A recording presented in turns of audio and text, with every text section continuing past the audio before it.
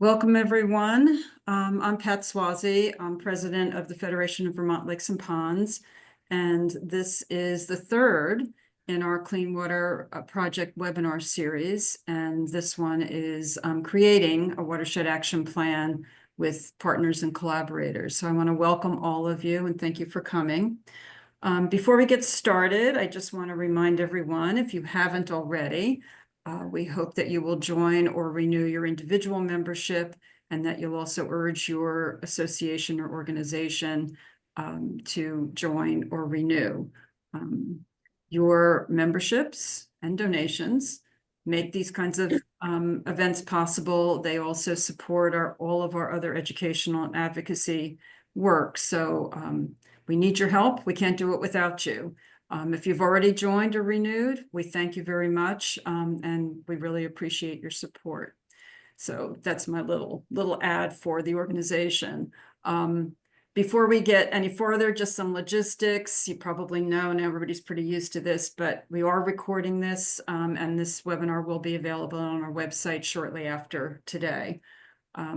Please keep yourself muted while the speakers are speaking. You can use the chat to put comments and questions, and you can certainly raise your hand since I think we're going to be a pretty small group today.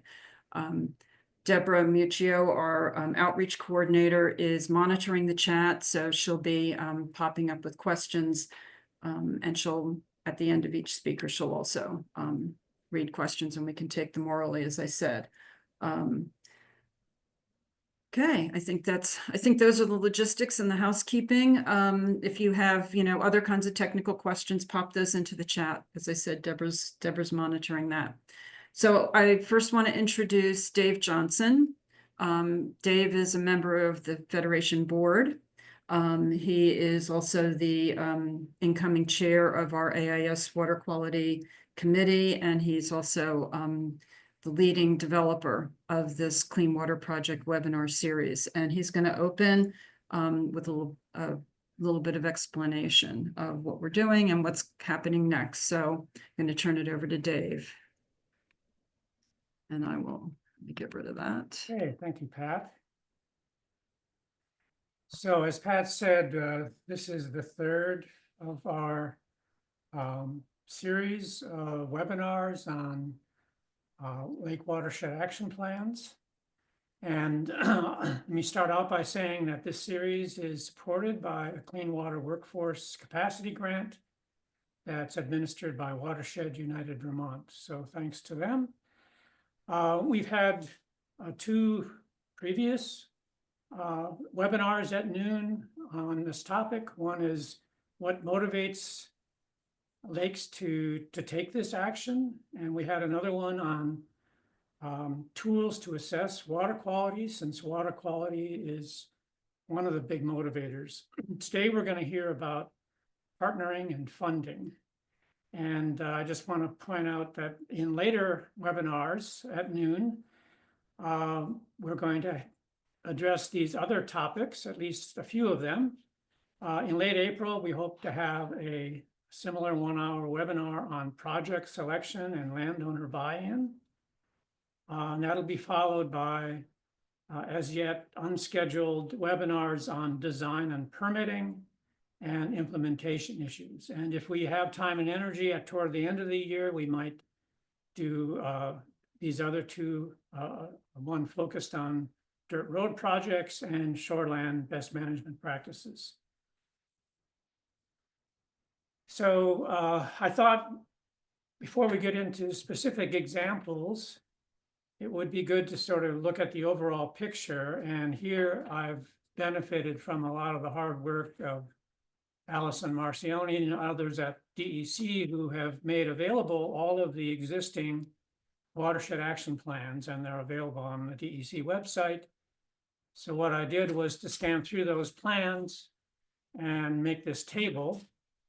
And it shows on the left the lakes that have created watershed action plans and the dates of those creation. On the right, it shows in the two columns on the far right, it shows where they got funding and what consulting companies were used to do most of the technical work. And then in the middle 4 columns, I show the partners that were involved in each of these plans. And today we're going to hear from Lamoille County Conservation District, who did Lake Elmore's plan, and we may also hear about some of their experience with Lake Eden. And we're also going to hear from the Orleans County Natural Resources Conservation District, who did a plan for Shadow Lake. If you're on a lake that's considering a plan like this, I strongly recommend that you get in touch with the National Resources Conservation District in your area and begin discussions with them. In every case except one, it's been the NRCD, to my knowledge at least, that has sort of taken the lead in applying for funding and also sort of coordinating all of these partners. That exception was Lake Dunmore Fern Lake Association, who undertook this on their own.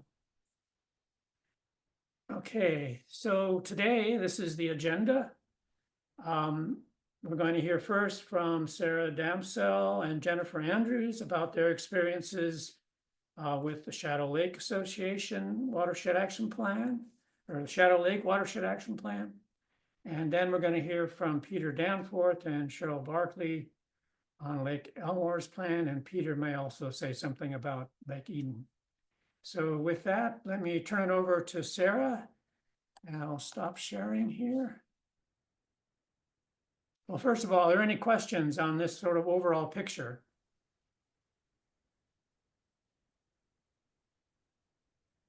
Okay. Sarah, why don't you go ahead?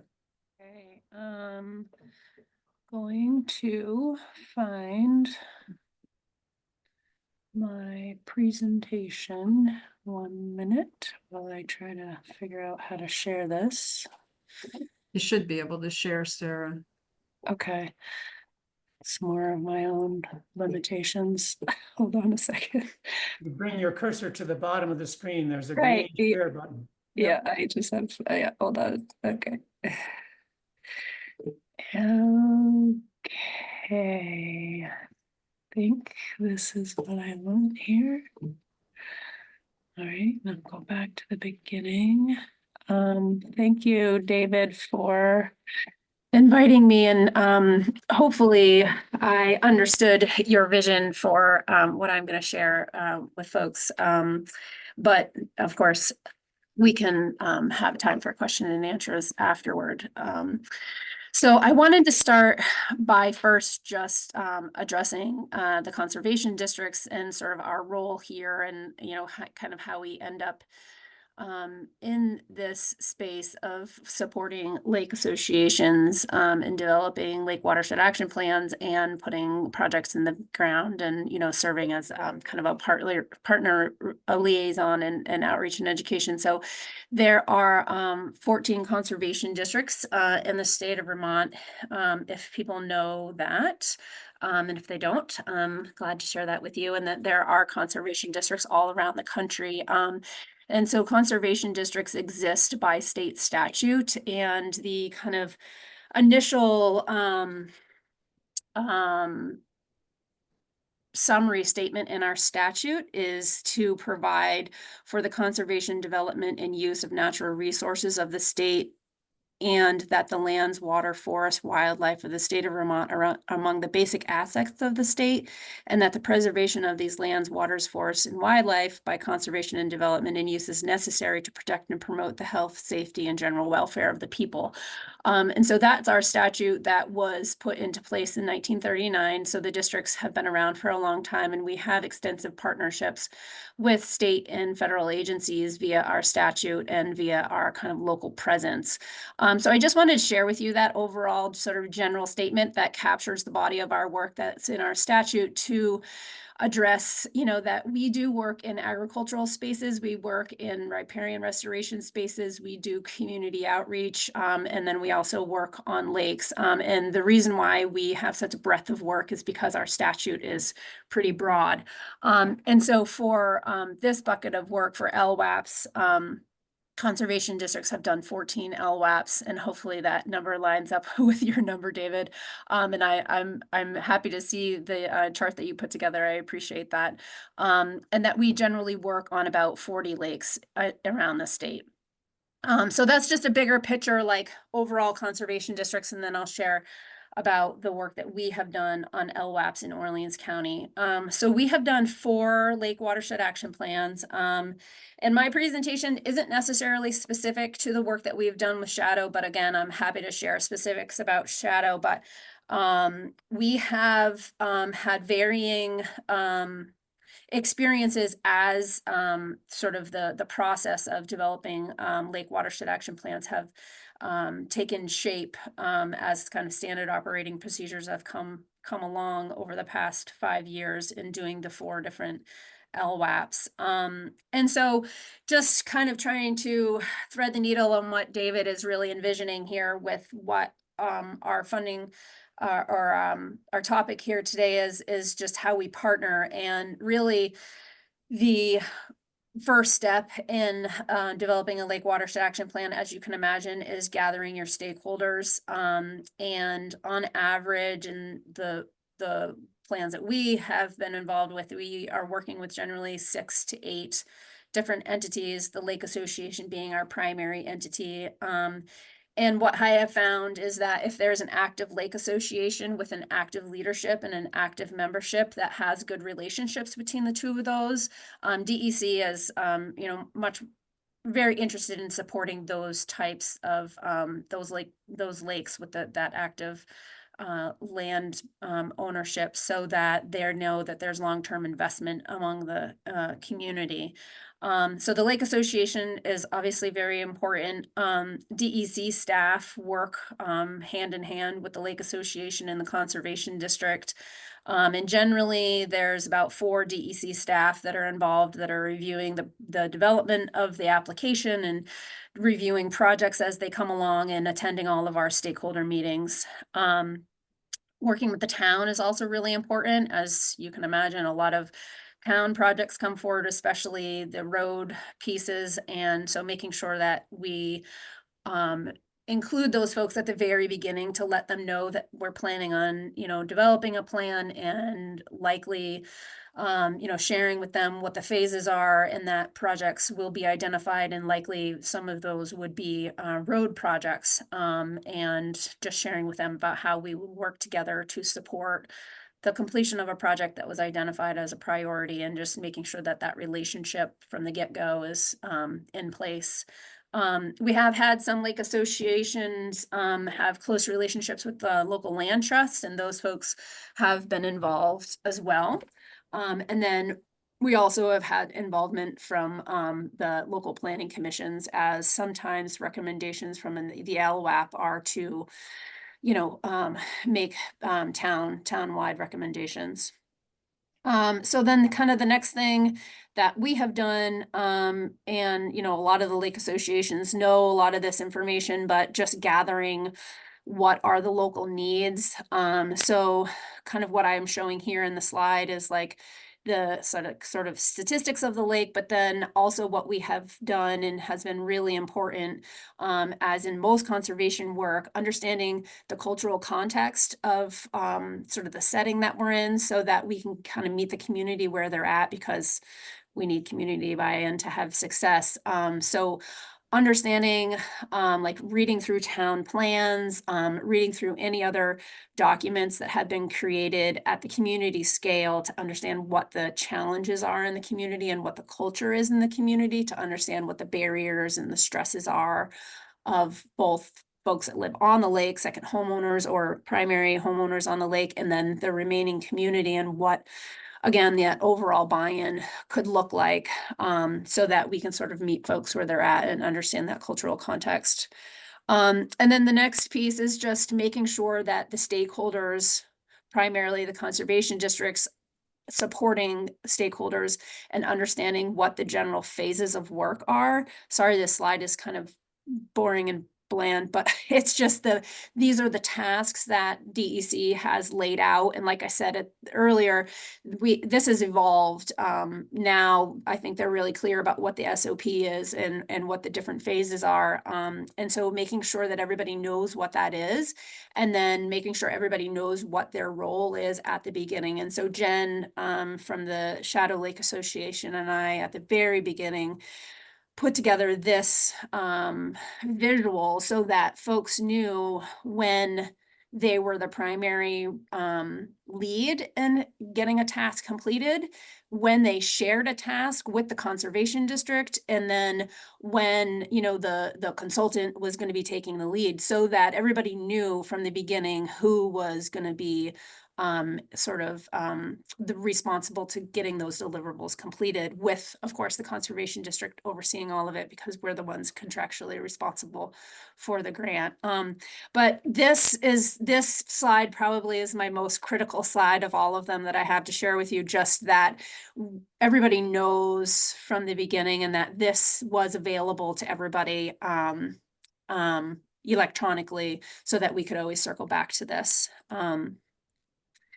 And then I will say, so we've gotten 3 grants, done 4 Lake Watershed Action Plans, and they all have been different, depending on the funding source, depending on the amount of money we were able to secure, and again, depending on the arc of where DEC was at with the kind of finalizing the standard operating procedures for the process.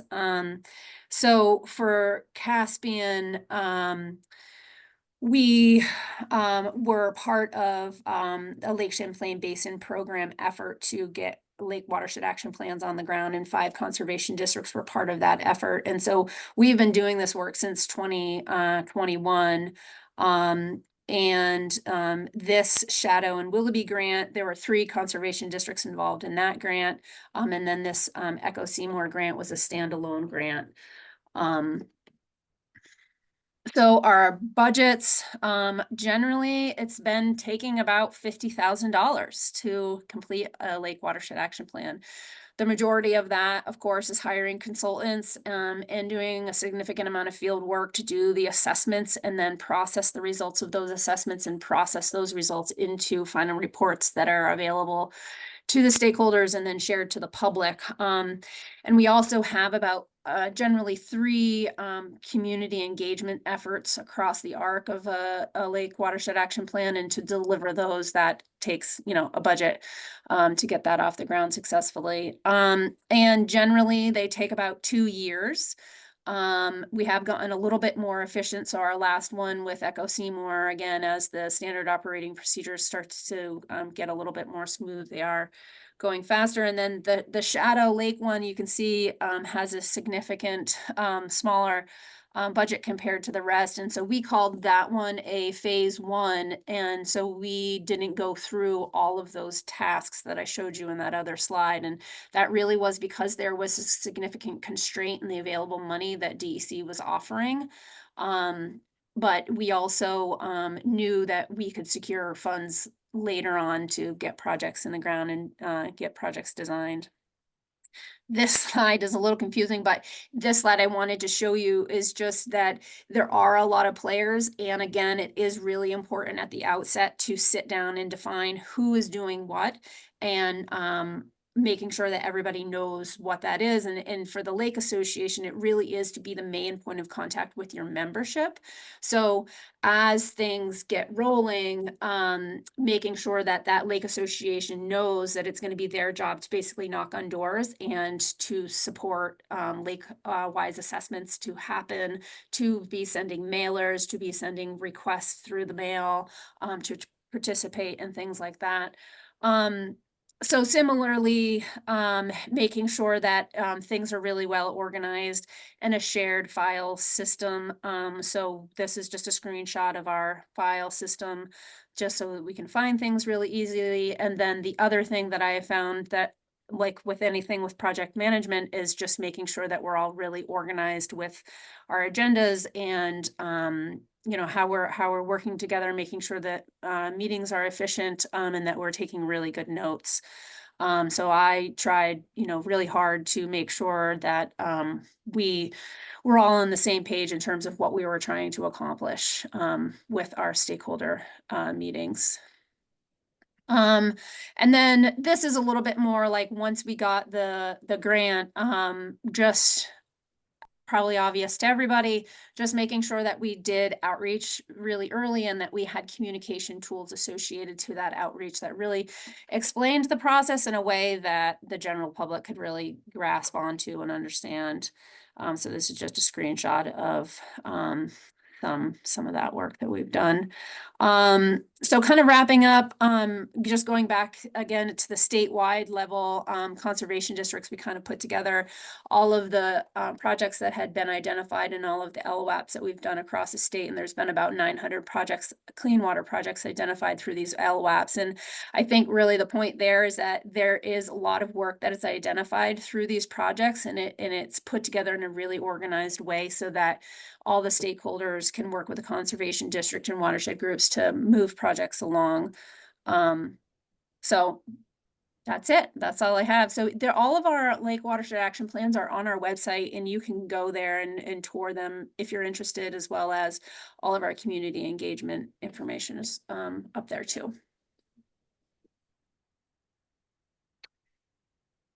Thank you, Sarah. Sure. Anyone have any questions for Sarah before we let Jennifer talk about her experience with the Lake Association perspective? Yeah, Bridget Butler has her hand up.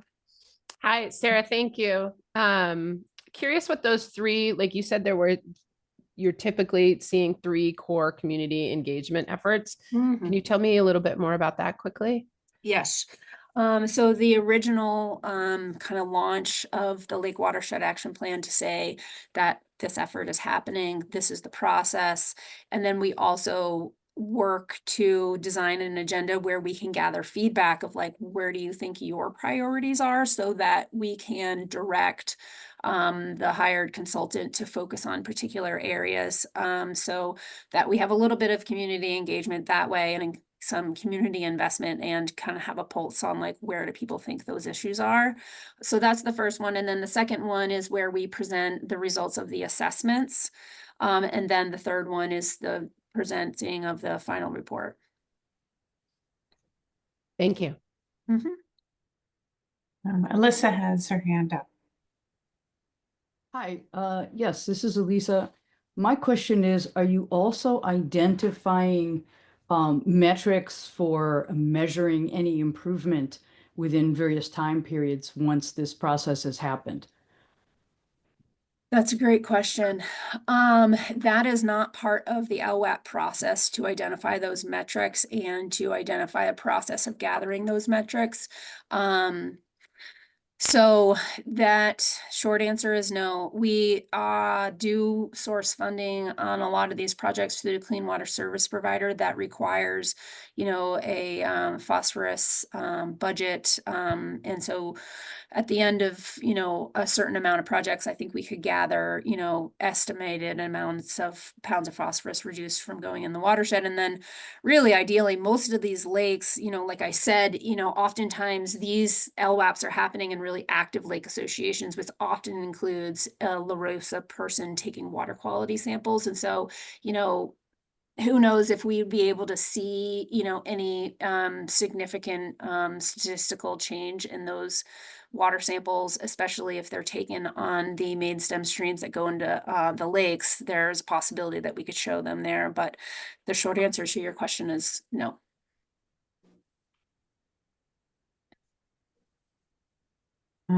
Janice Tierney. Yeah, I'm Sean, but wife's computer.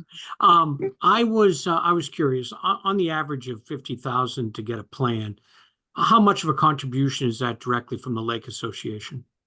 That's a great question, and I did want to mention that. So we do try to capture match from the Lake Association. All of that match, in my experience, has been in-kind match. And on average, I would say it probably comes out to about $2,000 in time. And I think it's a lot more than that, to be honest, to attend all of those public meetings, to attend the stakeholder meetings. So at every phase, so all those 10 tasks, there's generally a stakeholder meeting. Some of those are lumped, but probably Jen and I had maybe 4 or 5 stakeholder meetings. And so the preparation of those, attending those meetings, and then Jen's outreach, and, you know, the other lake associations. So it, in my experience, and other districts may have had some actual cash on board, but my experience has been in kind. And we do work with lake associations to track that so that we can report that information. And then I will say we have had some professional services agreements with some lake associations where they pay the conservation district basically a shortfall either in the budget from the state or the Lake Champlain Basin program to do Lake Watershed Action Plans and community engagement work. So we have had that experience, but that's, you know, in a separate agreement that we have one-on-one with the Lake Association outside of the grant. Yeah.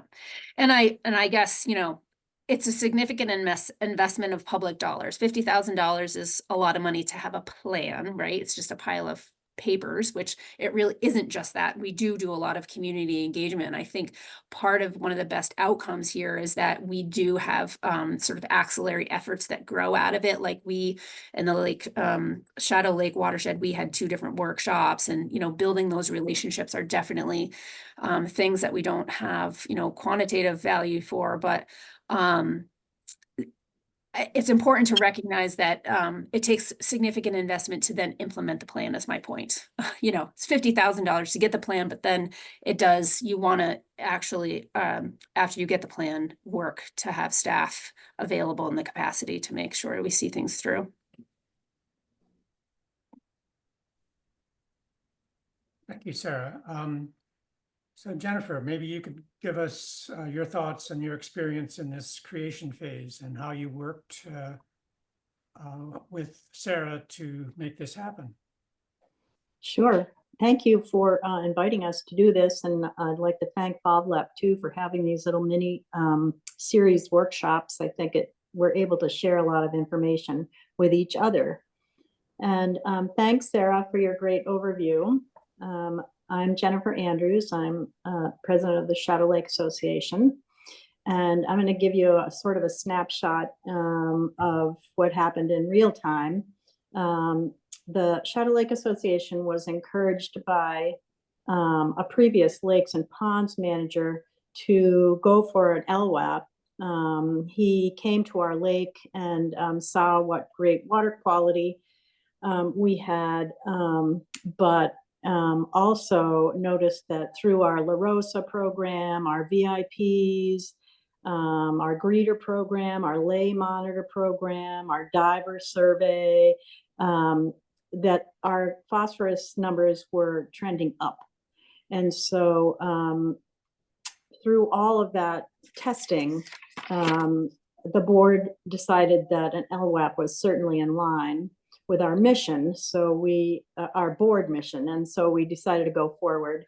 And that was when I was put into contact with Sarah Damsel, which was a really good thing because I clearly was going to need some help in the maze of bureaucracy and the responsibilities that everybody had and how that all interfaced. So Sarah was really wonderful about giving guidance and being incredibly collaborative, and we certainly relied on her expertise. So the first thing that happened is that we identified professionals that we were going to work with. We all assisted in gathering and suggesting and gathering critical information for the watershed consultants, who was the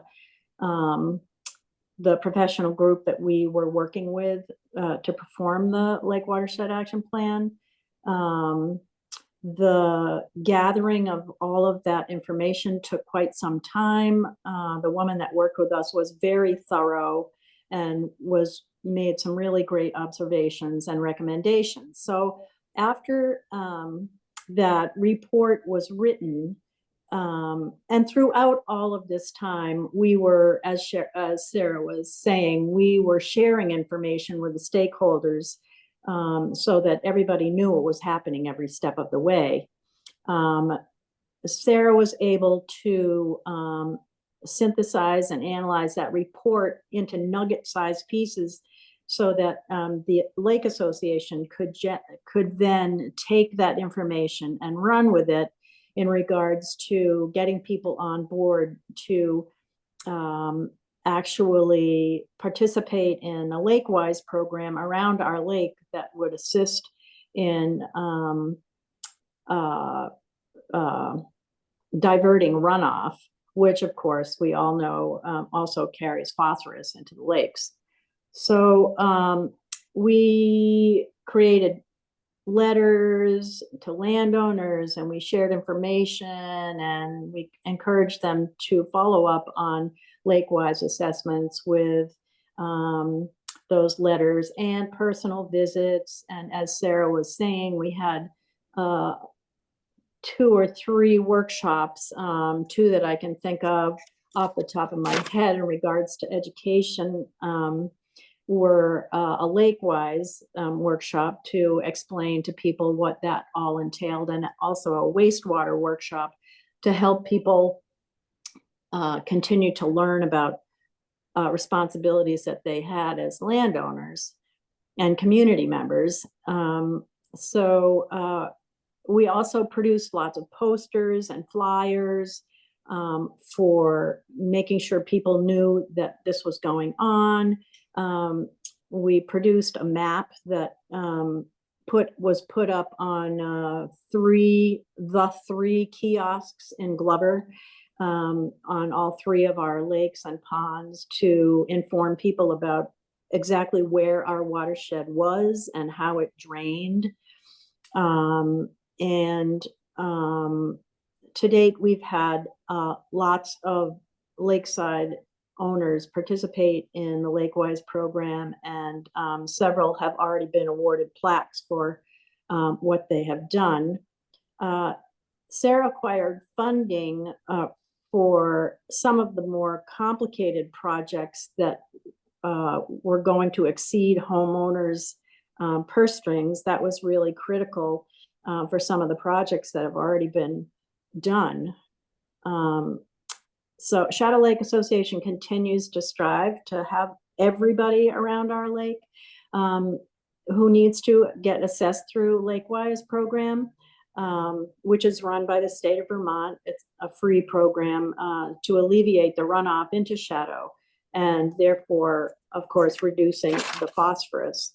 And getting back to the question that Alisa posed earlier, the La Rosa program is a really great way to measure your phosphorus and other things too, but that is one way that we can record what's happening in our lake. So I am really grateful to both the Lakes and Ponds program through the DEC and for the Orleans County Conservation District, which specifically Sarah is attached to. But really, it's Sarah, it's the people in those organizations that make it work. And I have learned so much from this experience. Sarah is incredibly committed, and her knowledge and understanding of really how we work together and how to bring that information to as many people as possible has been just a really great experience. So I would encourage those of you who haven't tried to participate in an LWAP yet, that it's definitely something that you will find both educational and assist your lake in water quality. Thanks. Thanks, Jen. Deborah? We do have a question in the chat, but first I also wanted to point out that Sarah linked to some really great resources in the chat as well. Bridget asked, can you share who did the Lake-wise assessments? Was it an assessor with the state program or another entity? Yeah, it was a company called Watershed Consulting, and they came to on site many, many times to walk around the lake. They would speak to homeowners and landowners around the lake. They inventoried what they saw there. We also had that first summer of terrible flooding. And so the woman that came was able to see specifically some really incredibly bad runoff that was created due to all the rain and storm. But the woman that worked with us from Watershed Consulting was very astute and willing to be there for a long time and frequently. Can I ask a follow-up? Thank you very much for answering that. That's super helpful. I'm curious, Sarah, then, in some regions, right? Like either organizations like ours, like FNLC or the Conservation District will do those lake-wise assessments. Sarah, is that something that you've chosen not to do, right? As a capacity thing, or right? Because you could choose either way. You could have the consultant that you're working with do the lake-wise assessments. We have an LWAP coming up where we're offering to do the assessments. And I'm just curious about how you all came to that. Yeah, it like you say, it was a capacity thing. So we have done lake-wise assessments in our other LWAPs, but for the shadow one, we really needed, as me being the main point of contact on that particular one and being the district manager, I didn't think it was feasible for me to sign up for that. And so then we put that out to the consultant. But there are, the Conservation District does do the lake-wise assessments on the other ones. And now that we were able to secure some capacity building funds, we have a full-time lake technician staff, and that's all he does. Orleans County has the most amount of lakes of any other county in the state. And we have a lot of those, high phosphorus trending eutrophic lakes. And so we were able to justify hiring someone. And so he will be doing lake-wide assessments as well as implementing these lake watershed action plans. One more minute and then we'll need to move Okay, on. sorry. Sarah, I'll follow up with you with a whole bunch of questions. Thanks. Yeah, please do. Yeah. 1 minute, we could take that last question. This is Elisa. That might be my question. I was just clarifying, was Watershed Consulting the one that did your wastewater workshop? Or if not, who was? And what kind of resources did you find to help people with issues with wastewater management? And the third question can actually be, can these resources just be shared with us in a permanent way so you don't have to go on and on about them right now? Well, we were very thankful that it was the state of Vermont. It was the Kristen Ashmankas was the wastewater workshop person, and Allison Marchione, who is in charge of the Lake-wise program, were both instrumental in assisting us throughout. And Kristen was the one that came in to do the workshop for the wastewater, and Allison was the one that came in to do our lake-wise, and they're both excellent. Thank you. Okay, we should probably move on then. Peter, why don't you share your screen and tell us about your experience? Okay, before I do that though, yes, I'm Peter Danforth from Lamoille County Conservation District, and I want to know, is there anyone on this call who is not part of Lake Watershed Action Plan at this moment?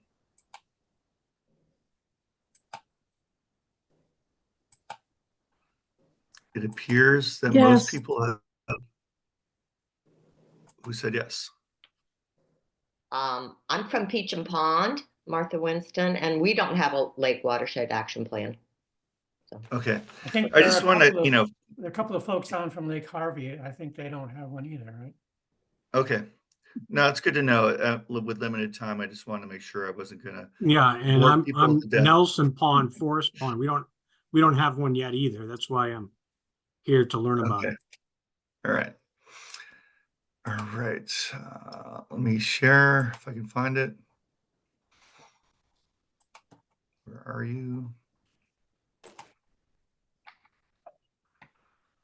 Oh, God.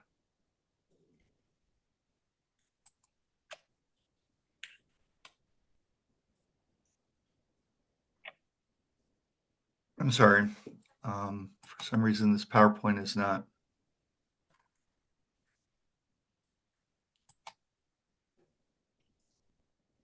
coming up. Why?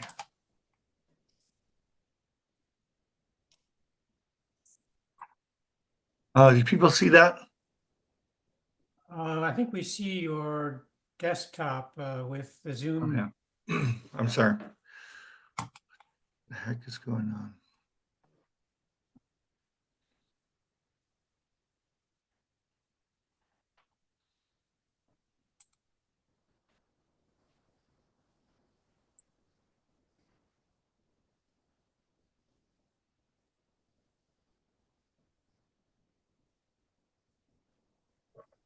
Oh,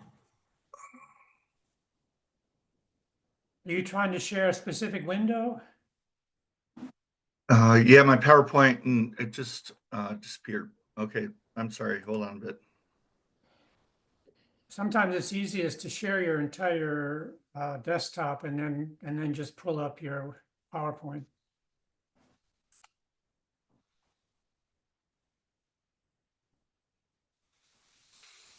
Hmm.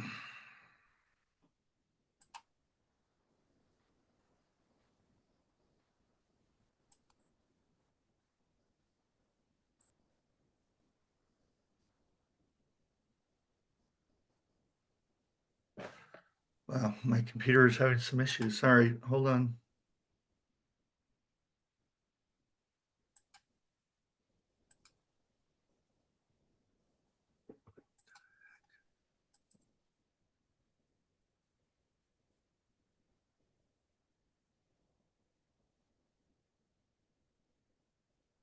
This looks hopeful. Yeah, no, right? But Well, it's not.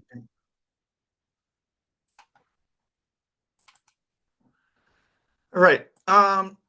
You know what? I'm just gonna stop trying to do it and just sort of talk about our experience. If that's all right with everyone. if you want, you can email Yeah. it to me and Okay.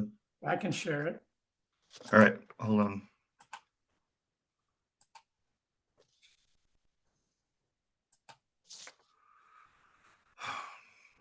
Mm.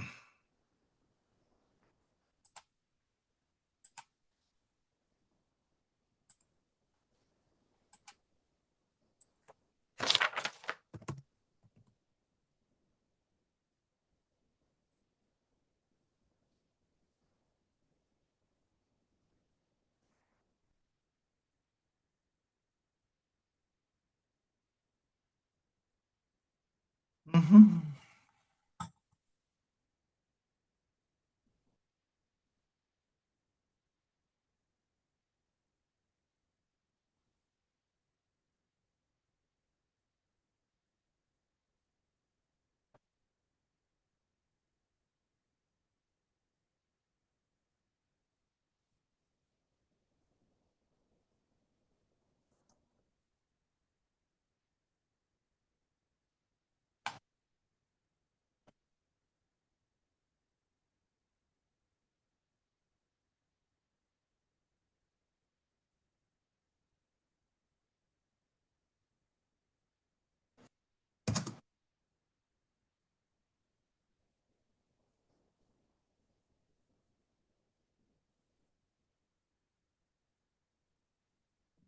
I'm really apologizing right now.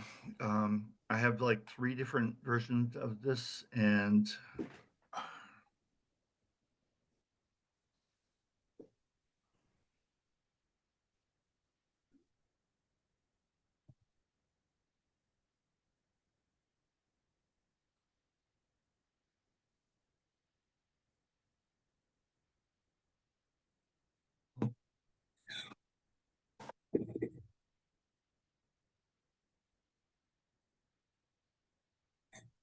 Does everyone mind if I just, we're wasting time, so I'm just gonna Okay, present go ahead. without it. And I'll send it later. I'm sorry. There's like 3 different presentations with similar names, and yeah, I'm sorry about that.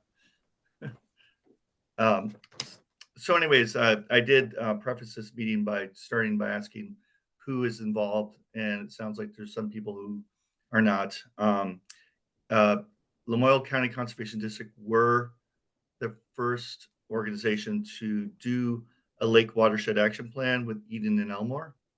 And it's sort of like, I want to thank Sarah for sort of presenting the overview of what it is to do a watershed action plan. But we've been in it for a few years now. And so we're able to complete these action plans, Elmore and Eden first and then Elmore. And then we've been able to implement a number of plans based upon those action plans. So in Eden, we've been able to implement about 5 different things that were based off of what we call 30% designs that came out of the action plans. And they were all based upon the need for phosphorus and sediment reduction in the lake. There's also, both lakes have aquatic invasives, primarily milfoil, but they have a sort of a, both lakes have people who are working to prevent that from spreading that are not related to any of the grants that we have received. So Sarah mentioned this $50,000 that was needed to complete a lake action water plan. But the issue is so when we started, it was more like 20,000, but we didn't know how much work was going to be involved. So, if I could go back in time, I wish I had asked for that much, because we're still sort of working on things that we could have been paid more for, or our consultants could have been paid more for. So again, I apologize for my issues with the screen, but I'll go through kind of like who our partners were. So if you're going to do a Lake Watershed Action Plan, there's a lot of people involved. The town, the Planning Commission, if you have one, it's going to work with you. You have the state, potentially federal funds. Who knows right now? And then you have different organizations that you hire to consult. So we work with Fitzgerald Environmental. Although after the fact, when we went into implementation, we worked with a number of different consultants. Let's see, sorry. So during the whole process, you're really trying to maintain sort of an education outreach, right? So the first year we did Eden, we worked with the state to do lake-wise assessments that were not part of the grant. Okay, so I think now you can include it into your grants. Sarah, correct me if I'm wrong, but we did not do that when we were working with the state. But we did kind of keep sort of this action flowing while we were doing the assessment. So we got the Vermont Youth Conservation Corps to be involved with willing landowners to do simple projects, like open top culverts or drain ditches, or things that were like simple stormwater corrections that could be done on your land, right? Without having a hugely engineered approach. So that was always good to keep that process going, while we're doing the assessment. And then when the assessment occurred and we came up with these various 30% designs, then the following years, we were able to get funds again, typically through the state or through the Lake Champlain Basin Program, to do those implementations. Hold on. I'm sorry. I'm trying to read my notes based on the fact that I don't have a presentation. So So, being the first to do these Lake Watershed Action Plans is kind of a blessing and a curse. The blessing is that we got to start the process. The curse is, we didn't know what we were getting involved in. So, there were some mistakes, not too many, fortunately, but when we worked with Elmore, there was a very,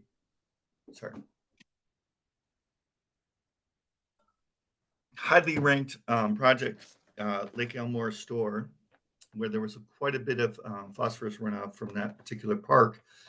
And, as we went through the process, we felt like we had reached out to most people.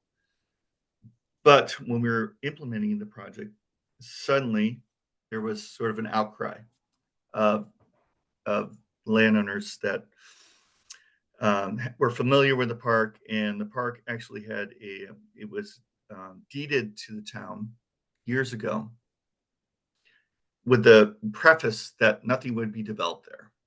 And we did not know that. So when we started to implement this project, we suddenly ran up, against this, oh, wait, we have to have a few meetings here. So it's really vital to have outreach when you're working on these projects.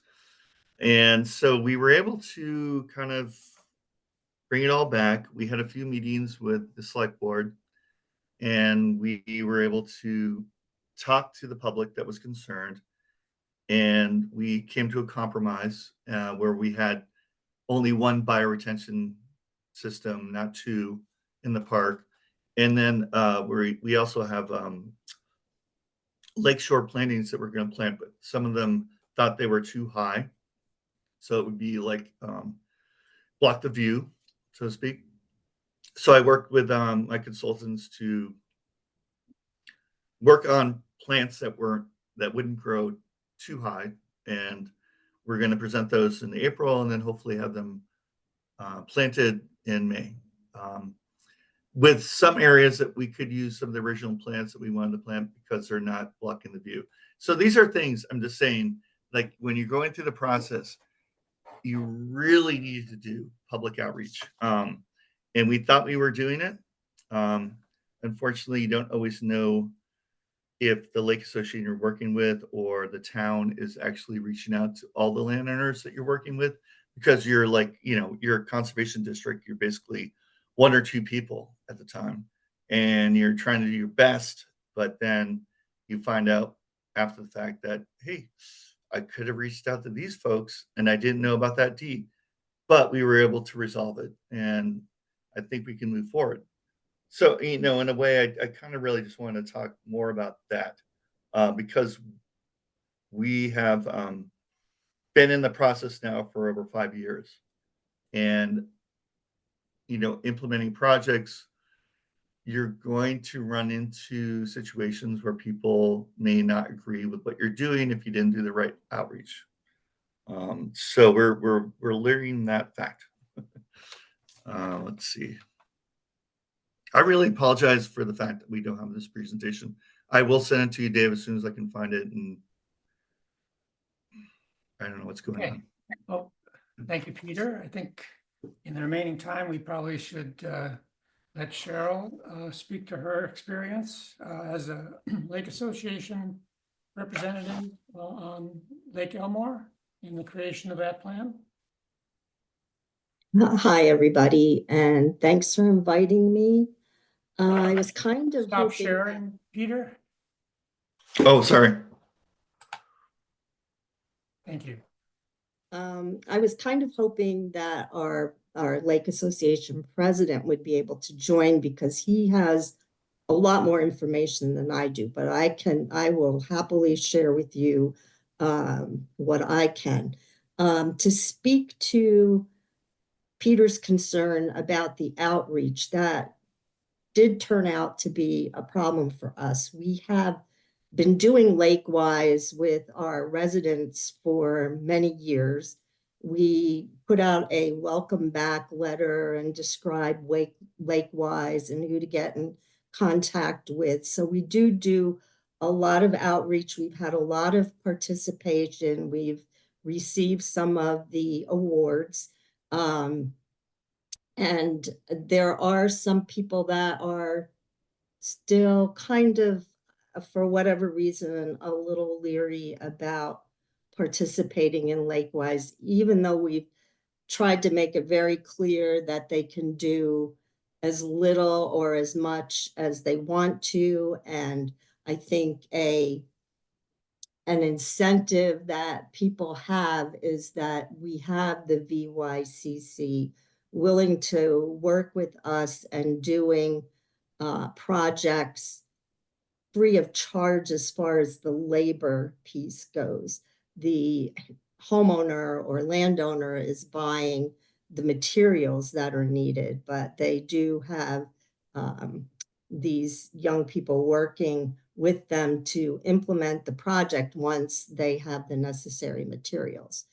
And we have an annual meeting, and we have before Allison took over the Lakewise, we had Amy Peacock come out and explain some of what was being done to our membership that attended that meeting. And as far as outreach regarding these bioretention systems went, I think there was some miscommunication, I guess. Glenn Schwartz is our president. He is also on the select board. And my understanding, and I'm not going to swear to this, but my understanding is that last March, this was discussed at a select board meeting, because this piece of land that Peter's talking about, the park area, was titled to the town by the people that donated it. And so the town was making the decision, the select board was making the decision whether or not to proceed. And Glenn, I don't know if Peter, were you at that meeting a year or so ago? I'm not sure, but they, at least Glenn and maybe Peter, explained what the plan was to the members of the select board. But often these meetings are not well attended, and maybe it wasn't promoted enough that this was what was going to be discussed. I'm not really sure, because I am a summer resident at Lake Elmore. So anyway, what happened was, once the select board voted to go ahead, thinking that everybody was on board, and then once the equipment showed up, it became clear that there was a lot of objection. And like Peter said, we made a compromise, and we wound up needing some of the money that was funded for that second bioretention system, I think was used down at the boat ramp to improve that situation even more than originally, or costs that weren't figured into it originally. And I'm not really sure, but I think that I know that the select board gives some money each year to the Lake Association, and or approves some money for the Lake Association from the Elmore taxes. And I'm not sure if some of that money was used to help with this project, but the long and short of it basically is that it is a learning process. We learned as we went along, and I think, all things considered, we did get a lot accomplished, and we're still going to continue to move forward. And we know now that we need to somehow figure out a way to do even more outreach than we have done. Although I think people, after seeing the equipment out there, and then there was quite a number of people that started to attend the select board meeting. I think people are going to be more in tune to when we do schedule something. I think they're going to be more apt to show up going forward. So that's about all I have to say. And, you know, we've worked with the Lamoille County Conservation District as far as getting someone to come out and do Lake-wise each year. And we've had people doing those assessments probably for at least 5 years, probably more than that. And people are, I think the more you do and they see the little plaques when people get the awards and things, then they want one. So then they get more curious. But each year at our annual meeting, I give a little plug to Lakewise and explain it and take questions from the members that are attending. So we do that in addition to our welcome back letter, which explains it. And then we always have a follow-up welcome back letter just to make sure everybody saw it or opened their email or whatever. So, and I guess that's about it, unless anybody has any other questions. Great. There's so much information. I know we're at 1, but if people are able to stay on, unless Dave, did you want to, or Pat, conclude? And then if the speakers could stay on for another 5 minutes or so, we can have a few questions. Yeah, I can say Okay, yeah, so you should be aware that there'll be a video of this that'll be put on the LWAP website. Also presentations when they're available are placed on that website. Please consider joining us in April for the next seminar. And when you sign off from this meeting, there'll be a short few question survey that we'd appreciate getting your feedback on. So with that, those of you who need to leave, please do so. And if you have questions for our 2 speakers here, you're welcome to hang on for a few minutes and ask those questions. Okay, so Bridget's question, can any of the speakers share about best practices when doing outreach and building relationships? It's a big one. yes, it is. I guess I could start. So again, we learned the hard way, but we also were very successful in one lake where we were able to reach everyone we needed to reach because of the communication. And it was really had to do with the Lakewise Association. And I'm just saying that Elmore had a good Lakewise Association, but it's a really big watershed. And sometimes there are people within it that aren't always that receive the message. So you have to really use kind of all of your media sources, you know, whether it's social media or Front Porch Forum turns out to be really good. And we've used that more often now. Ian has a smaller population, so I thought it was easier to reach everyone because the town and the Lake Association are pretty close. So you have to kind of figure out those organic networks and then work within them, so to speak. So it's a learning process. Having other education outreach grants is important. So with Eden, we definitely had a few different grants through the Lake Champlain Basin Program to help us do workshops. And so that brought a lot of people. So if you can do workshops, that's really important. What else? I mean, that's all I got right now. Well, Elmore did recently set up our own website. So we have that we can utilize going forward to also help with the communication. And I agree that Front Porch Forum seems to be a great tool for that.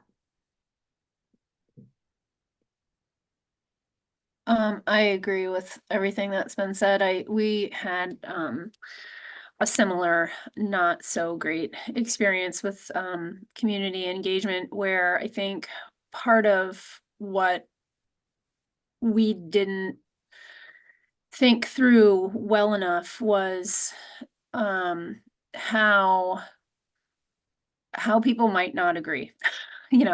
I think oftentimes, stakeholders, we can be, a good echo chamber for each other, and we didn't do a good job, I think, getting out ahead of the possible folks in the community who might not agree, and having some forethought on that and engaging those people early before we have a public meeting about a particular project, where basically it got shot down in the public meeting because the loudest people in the room were the people who are grumpy about it. And so I think just trying to always be aware of, potential risk and potential things to go sideways, not to be like negative, but, just to have that forethought of what are the cultural contexts, and how can we address those.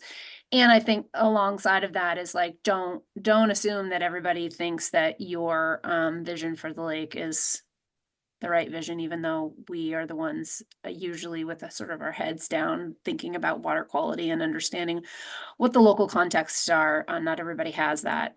So I guess that's all a little bit obvious, but we did have a little bit of an unfortunate situation as well.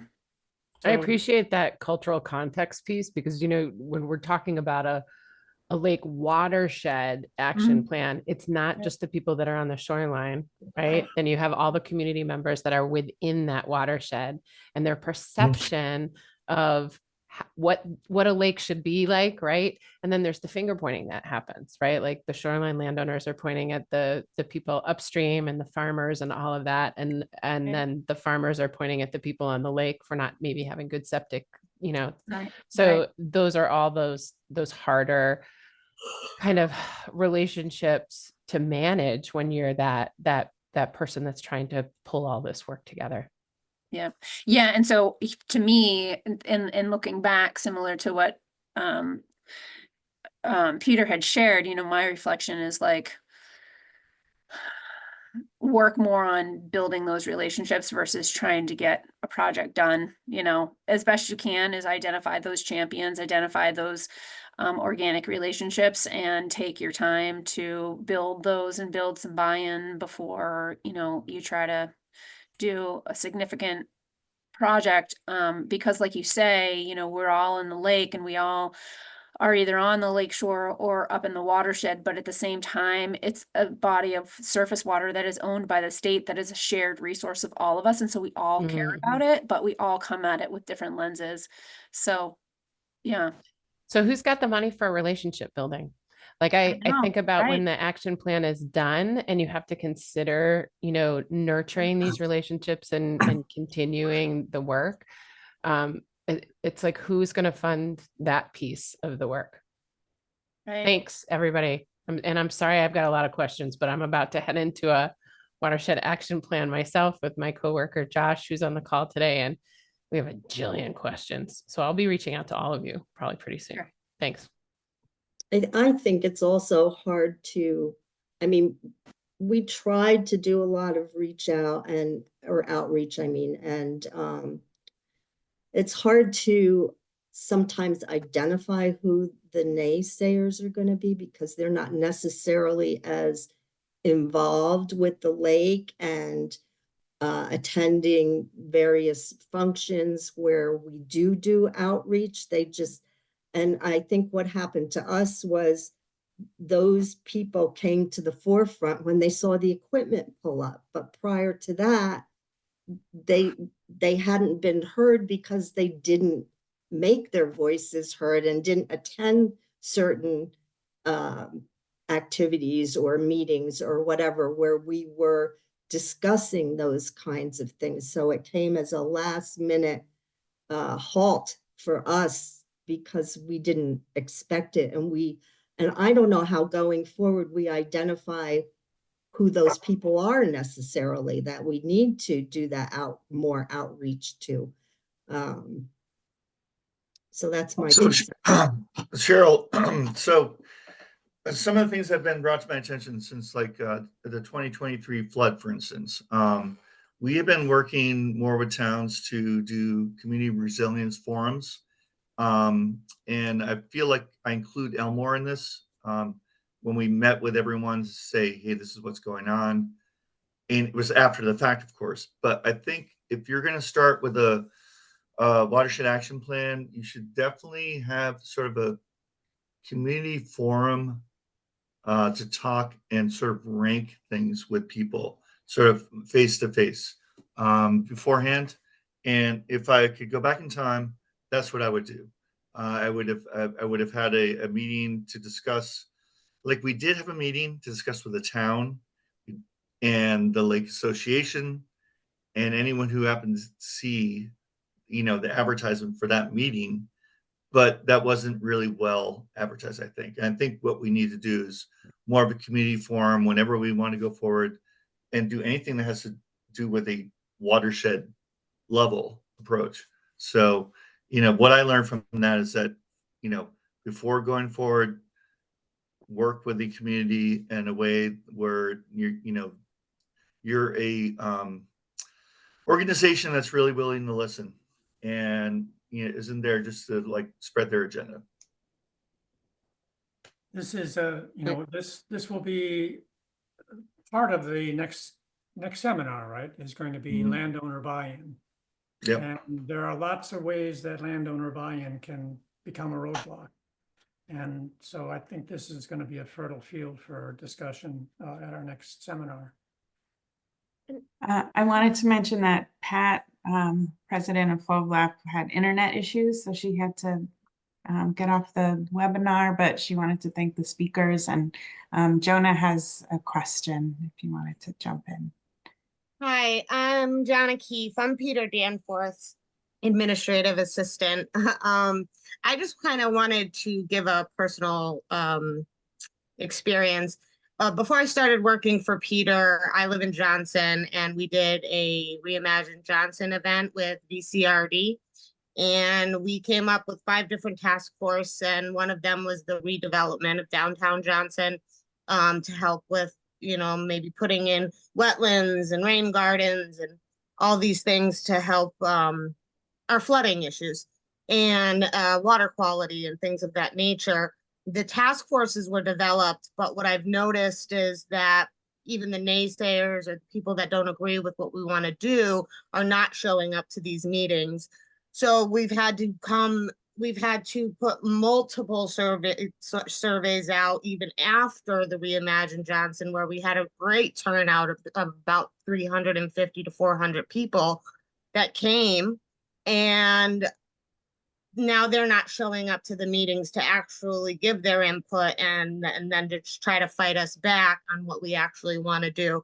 So it's becoming harder to get these things across to people, but at the same time, if they're not showing up, what are we to do? And it's and the grant thing is also a big issue because the things we want to do costs a lot of money. So that's just my input. Just figured I'd put it out there. Thank you. When you do the next presentation, can you dedicate part of that to the farms up the hills? Because we have quite a few in our watershed. And there is one commercial business on the lake. Which lake is that? Halls Lake. Okay.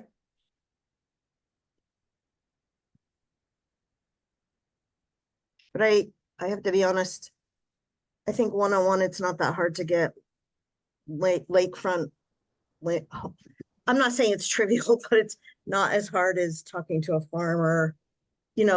Last year was good, but the year before that, I smelled fertilizer way later than it should have been legally. Last year was really good, but the year before that was pretty horrible.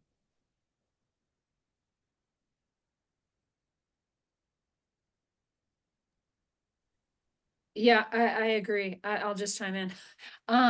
Because, the farmers are trying to make a living off the land base. And so it's more tied to their bottom line and to their livelihood and to their, you know, survival. And there's a lot of cultural issues or not issues, but you know, it's just a different thing.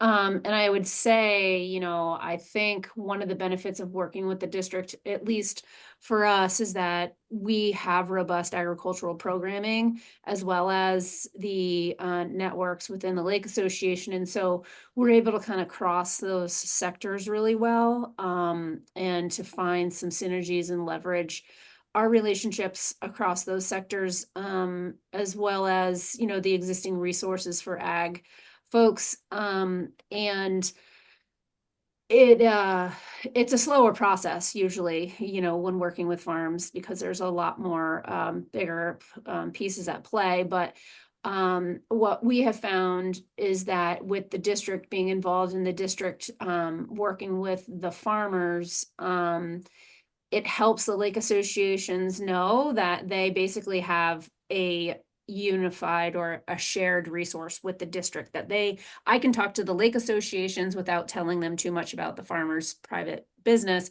but to say, yes, we are working with them. We are trying to find solutions. Usually they're trying to access public money, which, as most of us in this space know, it takes a while. And so it's not as fast a turnaround as somebody who has a second home and maybe can put some money down. And, you know, it's just a different thing. And I think, again, why I think in my experience where the district can sort of be that liaison is usually there's already a consensual relationship. And so the district can kind of help, you know, smooth out that contention, on either side of the table, and make some small wins so that both, you know, sides of the table can have some sense of success. But yeah.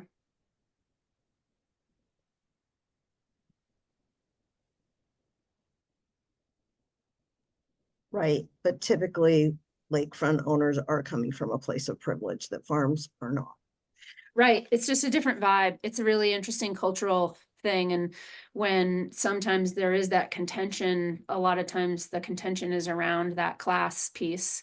And so, you know, I think, again, from my experience as like somebody who has long-term working relationships with most all the farms in my county, I can try to help be that liaison. And so it doesn't have to be the district, but, you know, having somebody who can be a liaison between this bigger watershed effort around water quality and, you know, having viable farms. We all want viable farms. So we all don't want to be pointing fingers at farmers and creating contentious relationships. So it's just finding the way to, you know, meet the farm where they're at and what they're receptive to. And again, finding those small wins and not wanting the farm to just change all their management to meet the community's needs, because that's not going to set you up for success. So yeah, and we have found in our lake watersheds, most times priority projects that are identified, you know, those are public facing. Those are in the final reports that are on all our websites. And, you know, I have been really strong in advocating that the Lake Association, the Conservation District, and our consultants do not name a farmer, do not, you know, because it just is going to set you up for them being reactionary. And I have always called the farmer ahead of time and said, hey, you've ended up on the priority list. We're having a public meeting. They're going to talk to you. You need to come. You know, just having real relationship, you know, real kind of conversations with people to be really upfront about it. And that, you know, we're not out to get you and, you know, all that kind of thing. And trying to understand where they're at and what their hurdles are, and having the capacity. And most districts across the state have, you know, relationship building money, if you want to call it that, since it's come up here through the Agency of Agriculture. So we have the ability to have those ongoing relationships. Well, thanks, everybody. Are there any other questions? I think we should wrap it up, since it's almost 1:20, I think. I'm sorry I had some internet trouble, but I think you all were able to keep going, and I'm back on. Thank you, Pat. I want to thank the speakers. This was great. So appreciate all that you did. Thanks to Deborah and to Dave for managing it, and Dave especially for organizing everything. So with that, we will adjourn for the day, and please fill out the survey when you leave the meeting. The survey will pop up, and stay tuned for the April webinar. It'll be sometime towards the end of April. We'll be announcing that in the next couple of weeks. So once again, thank you, everybody. Thank you. And sorry about the presentation. I just sent it to Dave. So Thanks, Peter. Thank you.